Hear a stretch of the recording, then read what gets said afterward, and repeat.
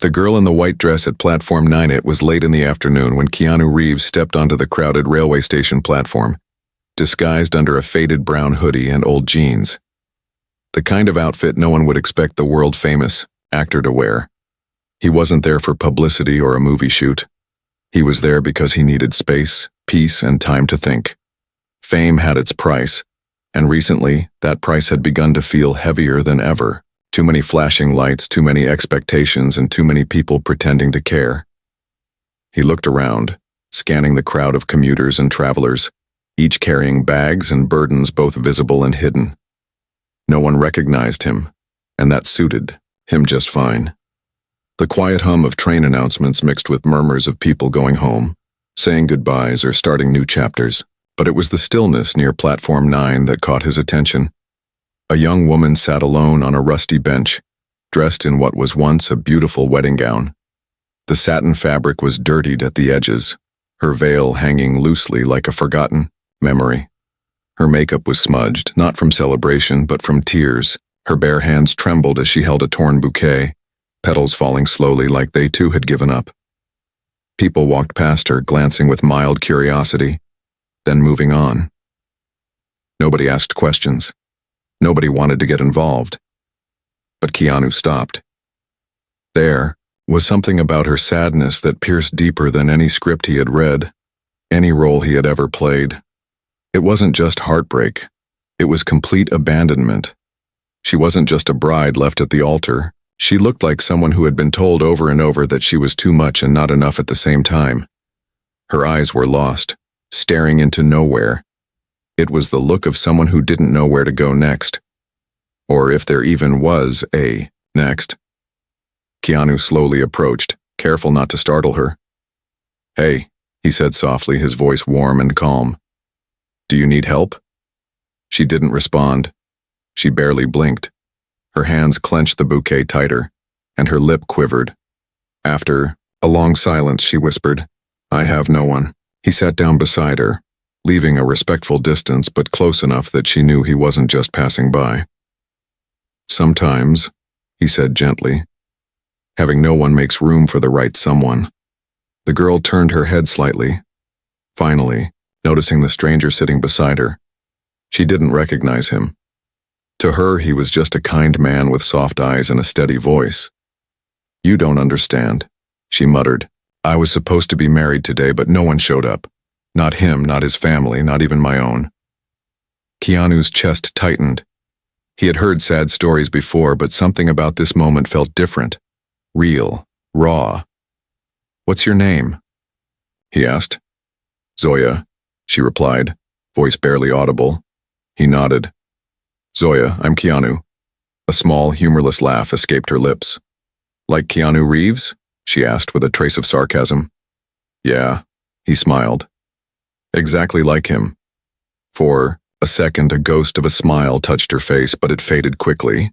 "I'm not beautiful enough," she continued, almost talking to herself. "Not rich enough, not quiet enough. I was always too something. Too emotional, too loud, too simple. They all said so. His family didn't want me. They said I was too unwanted. And now, even he agrees." Keanu felt something shift inside him. Not as an actor, not as a celebrity, but as a human being. He had spent years around people chasing perfection, terrified of imperfection. But Zoya wasn't imperfect. She was real. And in that moment, that was the most beautiful thing he had seen in a long time. He stood up and held out his hand. "Come on," he said. "Let's get out of here. You don't have to sit in your sadness alone." Zoya looked at his hand, unsure. "Why are you being kind to me?" He paused. "Because someone should have been." Slowly, she took his hand. Her fingers were cold and her grip hesitant. As they walked away from the bench, people turned their heads, wondering what a stranger was doing with a crying bride. But no one stopped them, and Keanu didn't care what they thought. They found a quiet corner near a small tea stall. Keanu bought 2 cups of hot chai, and they sat on a step, sipping in silence. The warmth of the drink slowly returned color to Zoya's face.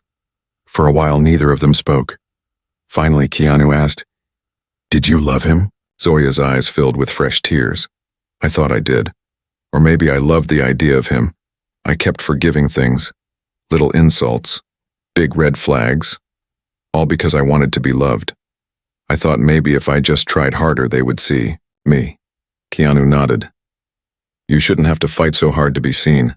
The right people will see you without you having to scream. Zoya looked at him. Really looked this time. Something about his presence was grounding. She didn't know who he was yet, but she could feel that he wasn't ordinary. Where were you going? Keanu asked. She shrugged. Nowhere. Maybe I was just going to sit there until it got dark, or until someone made me leave. He sipped his tea. Well, I've got no schedule. How about we go somewhere instead? You choose. Zoya tilted her head. Like where? Anywhere, he said. A park, a diner, the next train. Wherever feels like healing. For the first time, she felt like she had a choice. Not a forced direction, not a command. Just an open door. Can we walk a little? She asked. Absolutely, Keanu said, standing up and offering his arm. They walked slowly through the streets, Zoya still in her tattered wedding dress. People stared, whispered, but Keanu shielded her gently with his quiet presence. They reached a quiet park nearby. Children were playing. A dog barked joyfully in the distance, and the sun had begun to set behind orange clouds. Zoya sat on a swing and pushed herself gently, her eyes fixed on the horizon. I feel like a character in someone else's sad movie, she said. Keanu sat on the next swing. Maybe this is just the opening scene, he replied. The rest of the movie can still surprise you. She smiled faintly. Are you always this kind to strangers? He thought for a moment. I try to be. I've been through my own storms. Sometimes all it takes is one moment of kindness to change the course of someone's life. A deep silence followed. The kind that wasn't uncomfortable, just honest. But as the sky darkened and they stood to walk back toward the street, something unexpected happened. A black car pulled up near the park gate. A tall, suited man stepped out, looking angry and panicked. He scanned the area, then locked eyes on Zoya. There you are, he shouted, storming toward her. Zoya froze. Keanu stepped in front of her instinctively. Who are you? The man barked. Keanu kept his voice calm. A friend. Who are you? Her fiancé. The man snapped. And I've had enough of her drama. Zoya's eyes widened, her body shaking. Keanu didn't move. Maybe if you treated her like a person instead of a problem, she wouldn't have had to sit alone in a wedding dress on a train platform. The man stepped forward aggressively. Get out of my way. This is between us. But Keanu didn't budge. His quiet strength was louder than the man's shouting. Zoya suddenly found her voice. No, she said, stepping out from behind Keanu. It's not between us anymore. You made your choice. You made it clear I was too unwanted. Now leave. The man looked stunned. For a second he seemed unsure. But then, with a scoff, he turned and stormed back to his car. The engine roared, and the car vanished into the street. Keanu turned to Zoya. Are you okay? She nodded slowly. I think, for the first time I am. But as they walked back toward the street again, Zoya's phone buzzed in her purse. When she looked at the screen, her face changed, her hands trembled again. What is it? Keanu asked. She showed him the phone.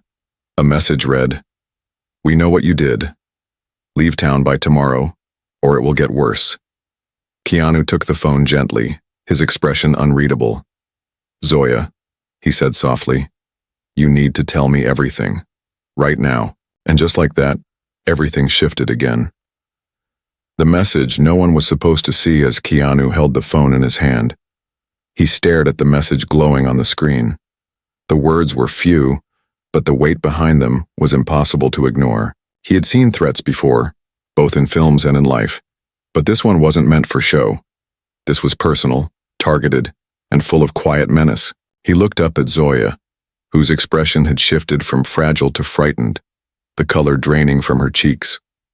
She looked like someone who had seen this kind of fear before, not just in texts, but in rooms where people wore masks and smiles, and said terrible things with gentle voices.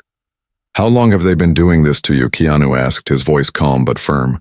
Not the calm that hides indifference, but the kind that comes from a man who has faced darkness before and walked out the other side. Zoya sat down slowly on the low brick wall that ran along the edge of the park, her hands still shaking. The wedding dress she wore now looked even more symbolic. Once a promise, now a prison. She took a deep breath and stared at the ground, struggling to find the right place to begin. "It started 6 months ago," she said quietly. "My parents died when I was a teenager. I have no siblings, no close family, just a few distant relatives who only remembered me when someone needed to sign a paper. I worked as a receptionist in a local clinic. Small job, simple life. Then came Faisal." She paused, almost choking on the name. Keanu didn't interrupt. He came in one day with his mother. Very polite, very charming, said all the right things, smiled like he could see straight into your soul. At first I thought he was different. He said he liked my simplicity, that he admired how I worked. Hard. He said his family was traditional but not judgmental. He asked if we could meet for coffee.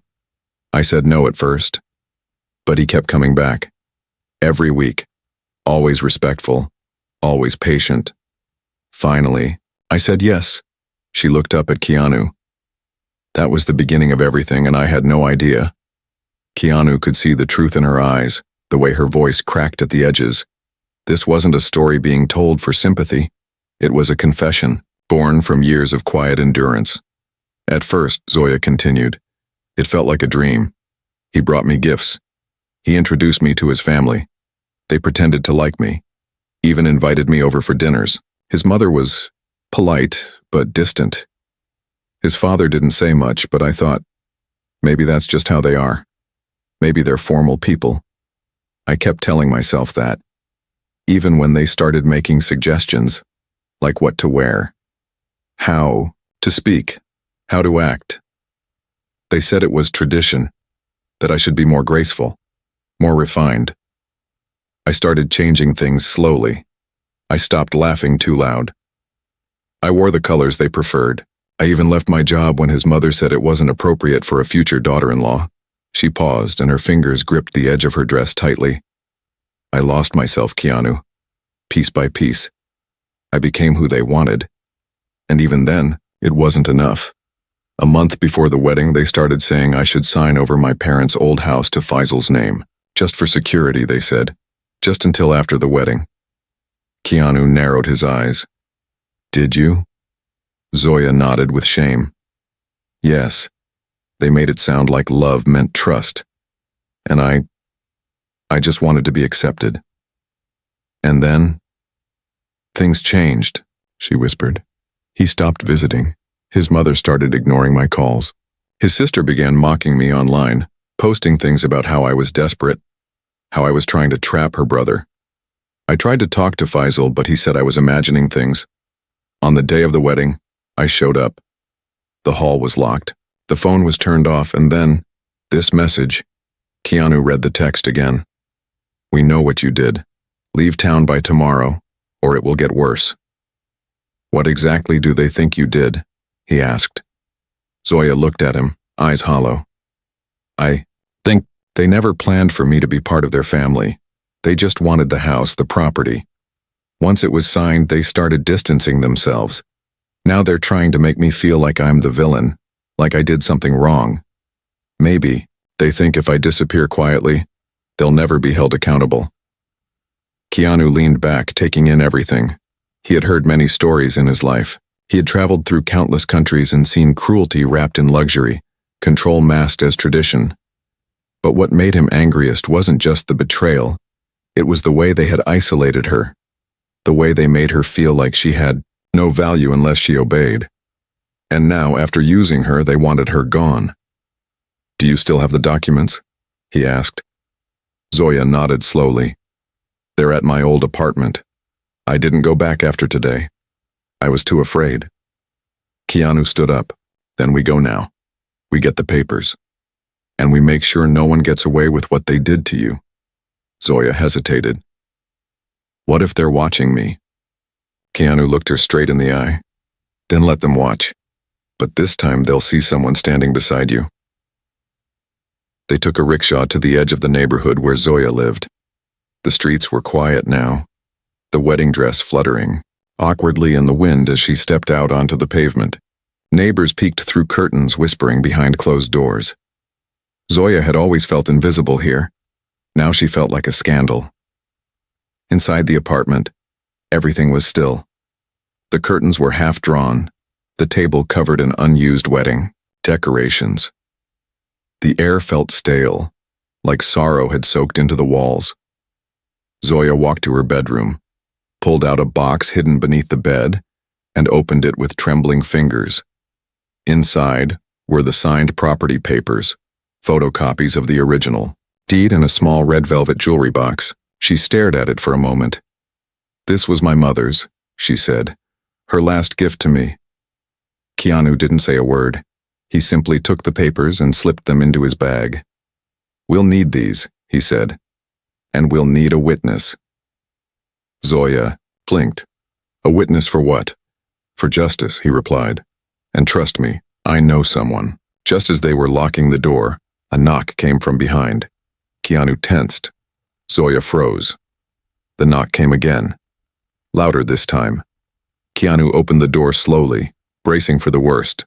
A young boy stood there, no more than 13, skinny, scared, holding a small note in his hand. "A man gave me this," the boy said nervously. "He said to give it to the girl in the white dress." Keanu took the paper carefully, then nodded at the boy. "Thank you, you did good." The boy ran off. Zoya's hands trembled again as Keanu unfolded the note.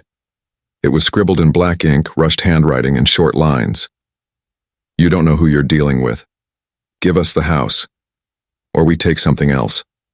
Next time, we won't knock."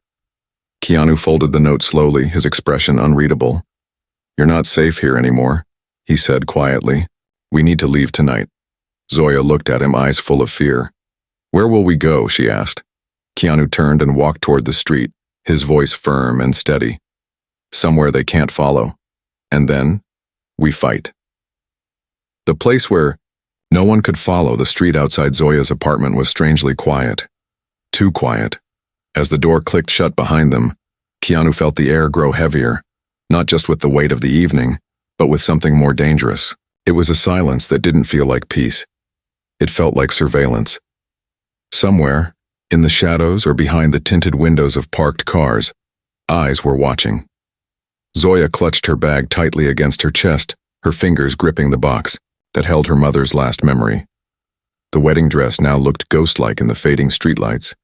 Its white folds, once meant to celebrate love, now trailed behind her like echoes of betrayal. Keanu stepped in front of her as they reached the edge of the road, scanning the area with practiced calm. He had seen this before. Not this exact situation, but the feeling. The sense that someone powerful and untouchable had decided to play a game where they wrote all the rules. Zoya was not just being threatened, she was being erased, intimidated into silence. And he wasn't about to let that happen. A beat-up black Jeep pulled to the curb. Its headlights were dim, the front grille slightly dented. The driver, a large man in a green military jacket with a deep scar across his right cheek, leaned out the window and nodded toward Keanu. "You always pick the dramatic ones," the man muttered with a smirk. Keanu smiled faintly. "And you always show up when it matters, Ramsey." Ramsey looked at Zoya, his sharp eyes softening. "You safe with this man?" Zoya hesitated, then nodded slowly. "I think he might be the only reason I still am." Ramsey opened the back door. "Then get in. We've got a place." The ride out of town was long and winding, the roads empty and dark. Zoya leaned against the cold window, watching the streetlights blur into ribbons of orange and yellow. The last time she had driven away from anything, it had been for her wedding. Hopeful, excited, believing she was moving toward a new life. Now she was fleeing from it. But something about Keanu's presence next to her kept her from breaking down again. It wasn't just his calm or his quiet strength. It was the way he never made her feel like she had to earn his kindness. He wasn't saving her for praise. He wasn't pretending to understand. He was just there. And somehow that was enough. Ramsey's hideout wasn't a place most people could find on a map. Tucked away deep in the hills, surrounded by forest, it was an old farmhouse converted into a safe space for people who needed to disappear. Survivors, whistleblowers, the forgotten, the broken. And now, Zoya, the moment they arrived, Ramsey led them inside, past the creaky wooden porch and into a wide room lit by oil lamps and a flickering fireplace. The air smelled of old wood and fresh herbs. There were no cameras, no electronics, nothing that could be traced. It was like stepping out of the world and into a different time. "She can stay in the west room," Ramsey said to Keanu. "I'll keep watch outside. The men who sent those messages won't reach this place without being noticed." Zoya sat on the edge of the bed in the quiet room, staring at her reflection in the cracked mirror on the wall. Her wedding dress was wrinkled and torn at the hem, her makeup long washed away by tears. She didn't recognize herself anymore. Or maybe this was who she really was all along, just stripped of the lies and the masks and the polite yeses she had been trained to give. Keanu knocked gently before entering. He carried a folded wool blanket and a cup of hot chamomile tea. He placed them on the side table without speaking, then sat in the old chair by the window. The firelight cast long shadows on the floor. After a moment, Zoya broke the silence. "Why are you helping me?" Keanu thought for a while before answering. "Because I've seen what happens when people look the other way. I've seen the damage done when the world tells someone like you that they're not important enough to fight for." She looked at him, eyes shimmering. "You don't even know me." "I don't need to," he replied. "I know what it looks like when someone is treated like property. When love becomes a transaction. And I know how much it hurts when people are only kind until they get what they want." Zoya's lip trembled. "They took my parents' house. They tried to take my voice. I feel like they're trying to erase me." Keanu leaned forward.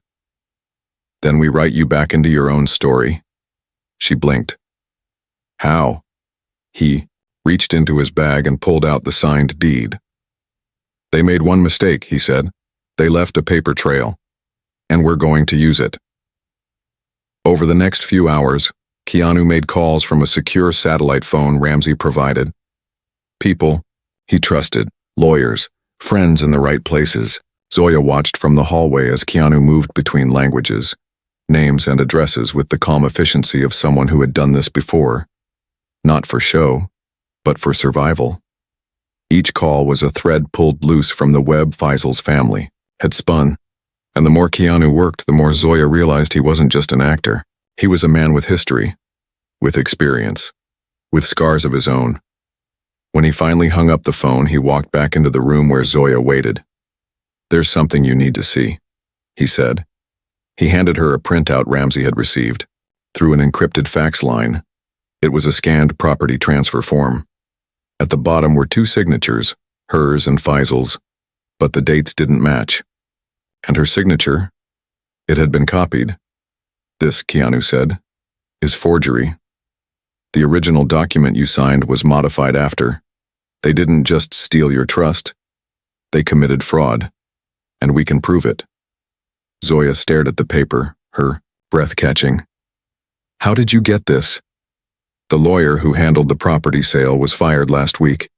He had a guilty conscience and a loose tongue. All we had to do was listen." She looked up, hope flickering behind her eyes. "Does that mean we can take it back?" Keanu nodded. "But we have to be careful. This family, they're powerful. They have money, influence, and connections. They think they can control everyone with fear.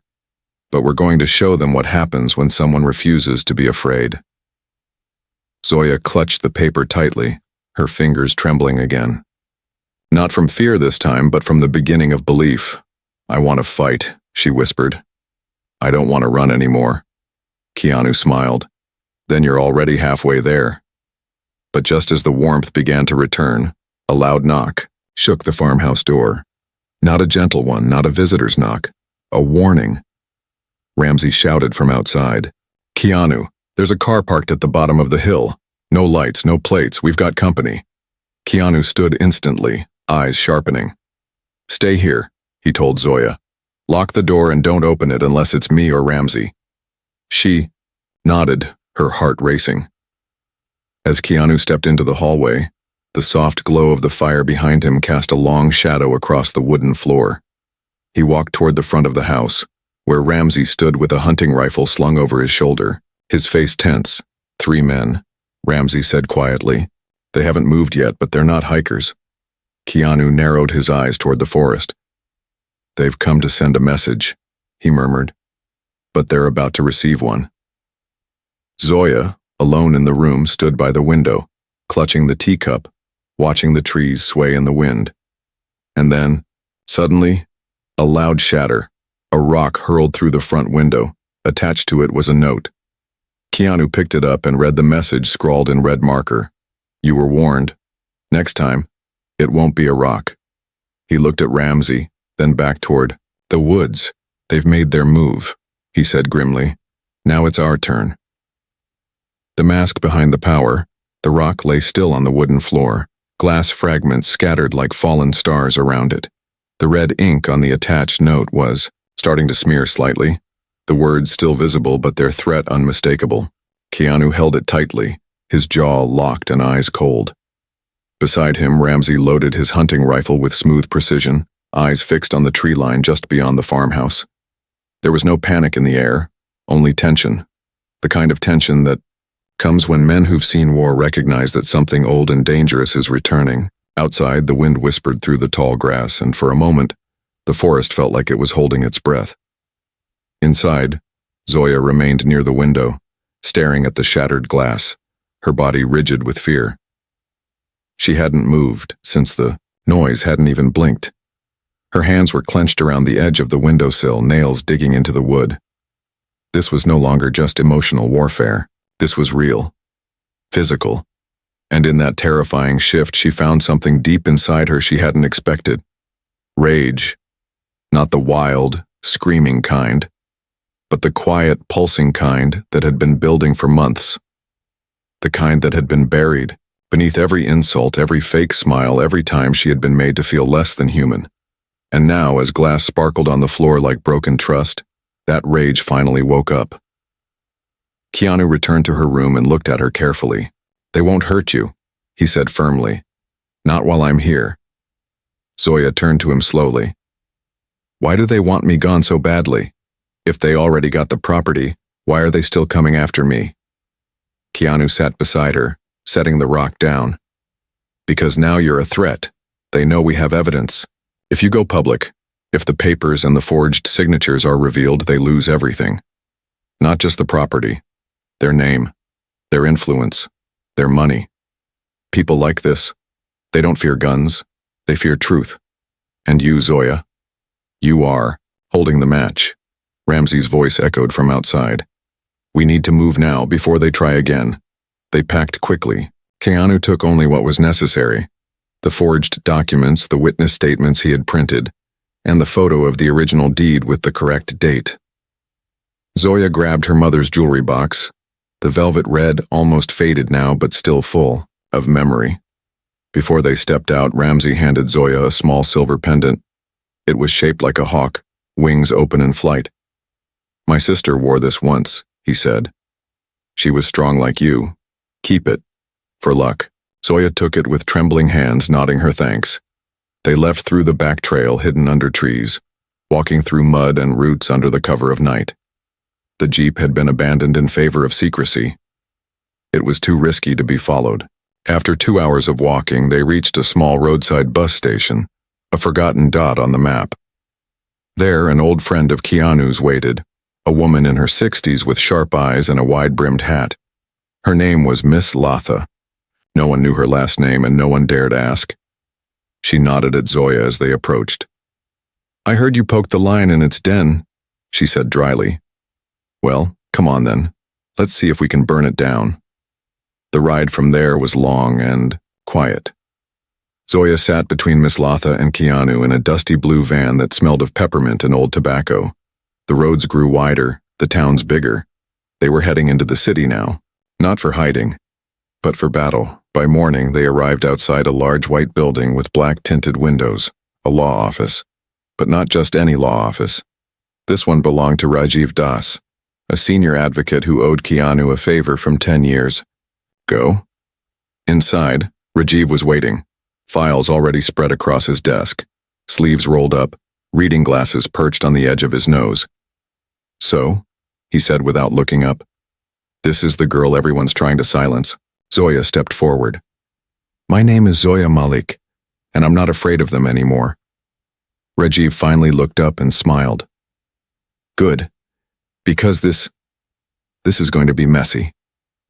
For the next 6 hours, Rajiv, Keanu, and a team of 2 assistants worked through the paperwork, verifying signatures, matching handwriting, building a case that was airtight. They traced phone numbers, mapped out timelines, and prepared legal notices that would be delivered not just to Faisal's family, but to the media, the press, the property board, and every outlet that had ever praised the family's so-called reputation.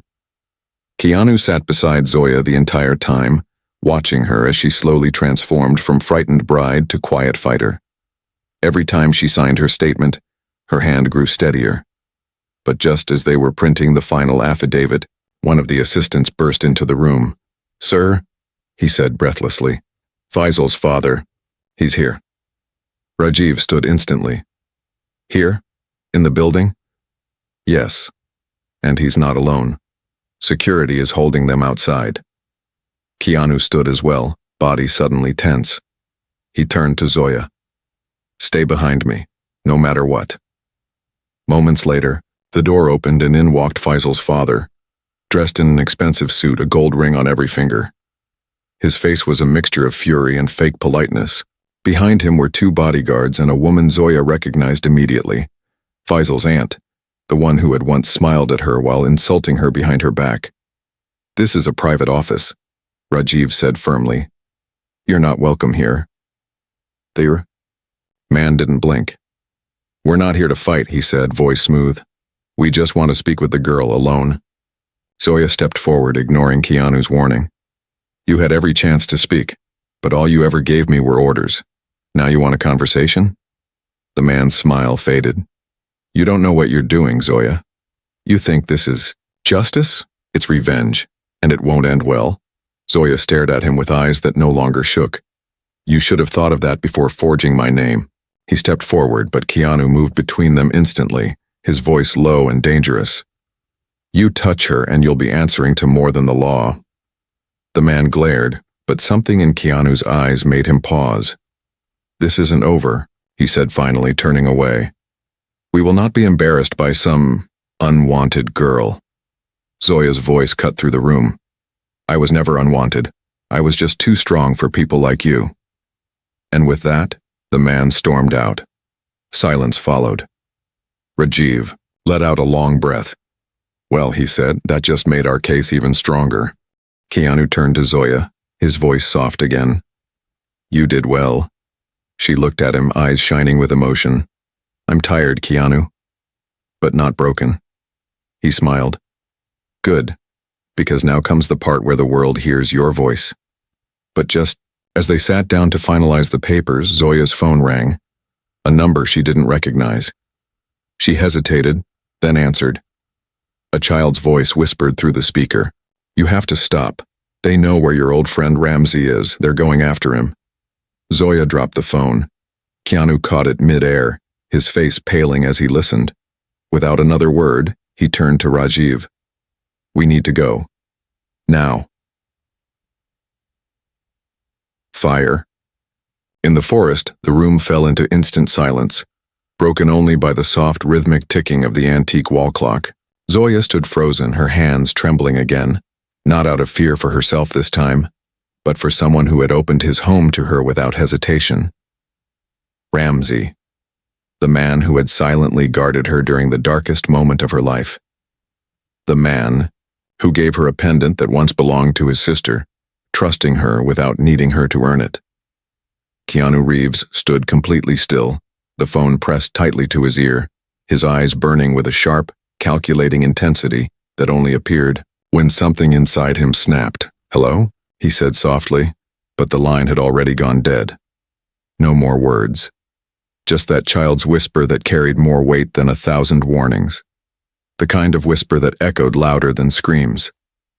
Keanu slowly lowered the phone and looked straight at Rajiv, who had stopped mid-sentence, sensing the shift in energy. "They've gone after Ramsey," Keanu said flatly, "and we were supposed to be the distraction." Rajiv's face tightened. "How long ago?" Keanu shook his head. "We don't know, but it might not matter. If they find him, it won't be to talk." Zoya stepped forward, her voice suddenly steady, rising from that pool of quiet courage she had been building piece by piece. "We have to go. We have to warn him." Rajiv opened a drawer and tossed a set of car keys toward Keanu. "Take my car. Black SUV out back. Tinted windows. No GPS. Fast." Keanu caught the keys mid-air, already moving. "Send copies of them. Legal notices to the media," he said quickly. "Even if we fail, the truth doesn't die with us." "Understood," Rajiv said, nodding. Zoya grabbed her bag and the documents she had signed just hours earlier. She no longer looked like a bride who had been abandoned. She looked like a woman who had chosen to stand when others expected her to fall. As they climbed into the SUV, the city began to shrink behind them, replaced by long highways, dense tree lines, and the endless whisper of danger following them like a shadow they couldn't shake. It took them nearly 3 hours to reach the outer woods where Ramsey's safe house was hidden. As they turned onto the narrow dirt trail, Keanu slowed the vehicle, instincts sharp, senses stretched tight like piano wires. Smoke. It wasn't visible yet, but the scent was unmistakable. Faint at first, but growing stronger with every turn of the tires. Zoya smelled it too. Her fingers clutched the hawk-shaped pendant hanging from her neck, her heart thudding so loudly she could barely hear her own breath. The trees thinned, and then they saw it. Flames, flickering through the tree line, dancing cruelly across the old wooden structure that had once sheltered her. Smoke curled into the sky in thick black ribbons. The front porch had already collapsed. Part of the roof was gone, and worst of all, there was no sign of Ramsey. Keanu slammed the brakes and leapt from the car, running toward the house without hesitation. Zoya followed close behind, coughing as the smoke stung her eyes and throat. They reached the side of the house where a broken window still smoldered. Keanu crouched, peered in, then shouted, "Ramsey!" For a few heart-pounding seconds there was no answer. Then, a faint groan. "Over here!" Keanu yelled to Zoya, motioning toward the back of the house. They pushed past a half-burned fence and found Ramsey lying on the ground, blood trickling from a cut above his eyebrow, his leg pinned under a collapsed beam. "They came just after you left," Ramsey muttered through clenched teeth. "They were looking for her. I didn't tell them anything, but they weren't here to ask, they were here to send a message." Keanu didn't wait. He knelt beside Ramsey, inspecting the beam. "We need to lift this together," he said to Zoya. "On 3.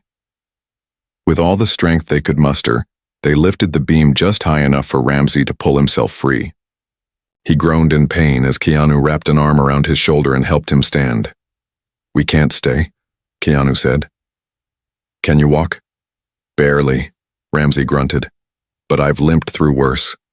They guided him back to the car, laying him across the back seat. Zoya took a water bottle from the glove box and gently cleaned the blood from his face. "They burned everything," she whispered, eyes welling with tears. "They didn't even care if someone was inside." "That's because they think they're above consequences," Keanu said as he turned the car around. "But they made a mistake tonight." Zoya looked at him. "What mistake?" "They left proof," he said. "Fire leaves marks, accelerants, residue. This wasn't an accident, and when we connect it to the threats you received, to the forged documents, to the people involved, this won't just be a civil case anymore. It will be criminal." They drove straight to a private clinic hidden on the edge of the next city. Ramsey was treated for minor burns and a fractured ankle. He refused to be admitted, insisting he could rest later. "There's more at stake than my bones," he said. "We have to end this. Not just for her, but for everyone they've silenced before." Later that night, in a small rented apartment owned by another one of Rajiv's connections, Keanu spread the photos across the table. Zoya stood beside him, watching closely. Pictures of the fire, images of the burnt foundation, forensic evidence gathered by a friend on the inside.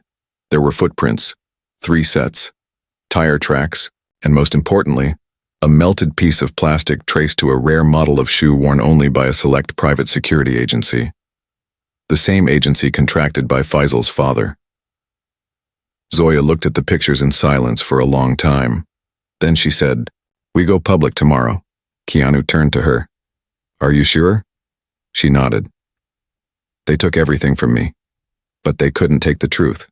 And now, I want the world to hear it." The next day began not with violence, but with light. Sunlight poured into the small apartment as Zoya sat in front of a camera, her hands steady, her voice clear. The video was live-streamed through Rajiv's verified account. In it, she told everything, not with drama, not with bitterness, just truth. She spoke about the arranged marriage, the manipulation, the property transfer, the threats, the attack on Ramsey, and the silent war being waged behind the curtains of wealth and influence. The video spread fast. Within hours, journalists were calling. Activists were reposting. Influencers who had never cared about justice before were suddenly making noise. By evening, Zoya's name was trending. Not as an unwanted bride, but as a woman who stood against corruption. People began protesting outside Faisal's family estate. News vans crowded the gates. Questions were being asked that no one had dared ask before. That evening, a black SUV pulled up outside Rajiv's law office. The doors opened and a man stepped out wearing sunglasses and a long, dark coat. Zoya recognized him immediately. It was Faisal. He walked slowly toward the building, surrounded by 2 men in plain suits. Cameras followed his every step. Inside, Keanu stood calmly as Zoya watched through the security monitor. "What does he want now?" she asked. "To spin the story," Keanu replied. "To play the victim, to make it all seem like a misunderstanding." "Should we let him in?" Keanu looked at her. "Only if you're ready." Zoya thought for a moment. Then she stood up, smoothed her dress, and nodded. "Let him in, but this time, he answers to me." The doors opened slowly. Faisal walked in, eyes scanning the room, stopping when they landed on her. "Zoya," he said, voice low. "You've caused quite a storm." She met his gaze. "No, you did. The day you chose greed over love. The day you stood silent while your family destroyed everything." He raised his hands. "I came to offer peace." "Peace?" she asked, stepping forward. "Then sign the confession. Admit everything. Return the property. Take responsibility." Faisal looked at her, something flickering in his eyes, pride, regret, fear. But then he said nothing. Instead, he turned and walked out, and just as he reached the door, reporters rushed in. One shouted, "Is it true your family committed fraud? That you sent men to threaten her?" Faisal stopped, frozen for a moment, and Keanu whispered behind Zoya, "This is the moment, Zoya, hold your ground." She took a deep breath, stepped forward, and said loudly, "He didn't just abandon me at the altar, he tried to destroy me. But now I have a name, and the world is watching." Flashbulbs lit up the room. Faisal turned pale, and far away, in the offices of his father's company, phones began to ring. The voice they couldn't silence. The days that followed Zoya's declaration were unlike anything she had ever experienced. Her story had become a wildfire, spreading far beyond the borders of her town, far beyond the quiet lanes she once walked, unnoticed. Now her name echoed in newsrooms, government offices, public forums, and even international blogs that normally never covered stories from her part of the world. People who had never known her name were suddenly standing with her, rallying behind the idea that one woman's voice, once dismissed and ignored, could shake a corrupt foundation to its core. But with every headline, with every repost, with every cheer, there was also danger. Because the more the truth spread, the more desperate her enemies became. Inside the safe-house apartment, Keanu Reeves sat near the window, a black journal in his lap, his fingers tapping thoughtfully against his pen. He wasn't writing scripts now. He wasn't reading lines. He was planning, quietly and methodically, because he knew how this story would end, and it wouldn't be with just attention or applause. Not for a fight like this. Not when you were going against people who believed their wealth could bury any wrongdoing under silence and fear. Ramsey was resting in the next room, leg in a brace but spirit unbroken. His resilience had become a quiet symbol in the movement that was forming. People were now sharing photos of his burned house as a sign of resistance. It had become more than a building. It was a statement. A reminder that even when the fire comes, some people refuse to be reduced to ashes. Zoya, however, wasn't hiding anymore. She was preparing for court. For the first time in her life, she wasn't dressing to impress anyone. No makeup to please society. No outfit to meet someone else's approval. She wore a simple cotton salwar suit, clean and soft blue, with no jewelry except the hawk pendant Ramsey had given her. It hung close to her heart, steady and silent, a symbol of every woman who had been labeled unwanted and found the courage to soar anyway. The courthouse was packed that morning, not just with officials and reporters, but with people, real people. Women, students, retired workers, small shop owners. They came not because they were paid to. They came because they saw themselves in her, because they were tired of being told to stay quiet, and because someone finally had the courage to stand up. Inside the courtroom, the atmosphere was tense. On one side sat Zoya, flanked by Rajiv and Keanu, calm and composed. On the other sat Faisal's family, father, mother, uncle, a row of lawyers in dark suits, and Faisal himself, who looked more uncomfortable than angry now. The pressure was different this time. This wasn't behind closed doors. This wasn't a private conversation they could manipulate. This was public, and for the first time, they were no longer in control. The judge entered. Proceedings began. Rajiv presented the forged documents, laying out the timeline with meticulous detail. He explained how Zoya's signature had been copied, how the property transfer date had been falsified, how attempts were made to threaten and silence her after she questioned the process. Every piece of evidence was backed with photographic proof, official records, and most importantly, witnesses. Even the old lawyer who had been dismissed stepped forward through video testimony, admitting that he had been pressured to manipulate the paperwork. He named names, and he didn't stutter. But the courtroom grew truly silent when Zoya stood. Her voice didn't waver. It didn't rise with anger or fall with fear. It flowed with steady truth. She didn't need to exaggerate. She didn't need to dramatize. She simply told the story of a woman who believed in love, trusted the wrong people, and nearly lost everything. Not just a house or a wedding, but her identity. She spoke of the night at the station, the strangers who passed her by, the man who stopped and listened, and the journey that followed. She spoke of threats, of fear, of fire, and of rising through it. When she finished, there was no applause, just silence. Deep, respectful silence.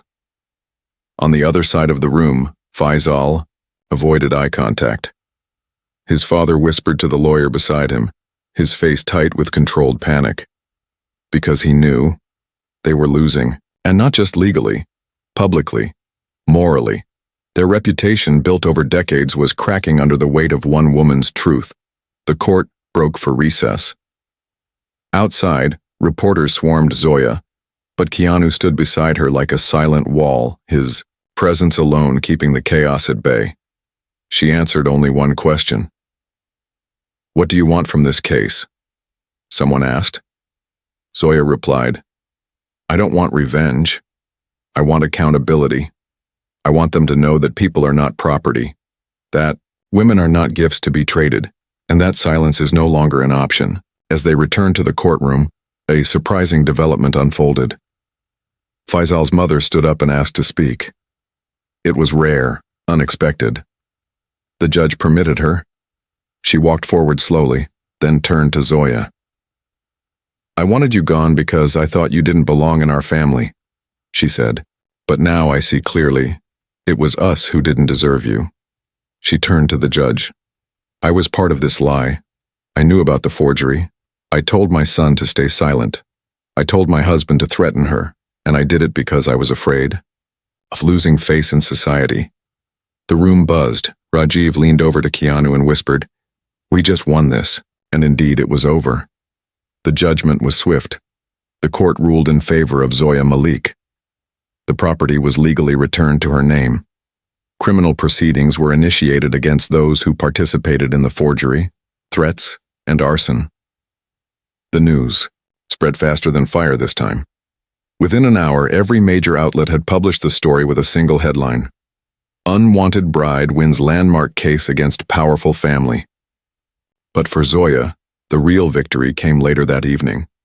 She stood once again on the train station platform, this time by choice, no longer in a wedding dress, but in calm, steady clothes, her shoulders no longer slumped with shame. The bench she had once sat on was still there, but the girl who sat there now was different. She wasn't waiting. She wasn't hoping for someone to pick her up. She had chosen herself. Keanu sat beside her, silent for a while. Then he said, "You changed more than your story, Zoya. You changed the conversation for thousands of people."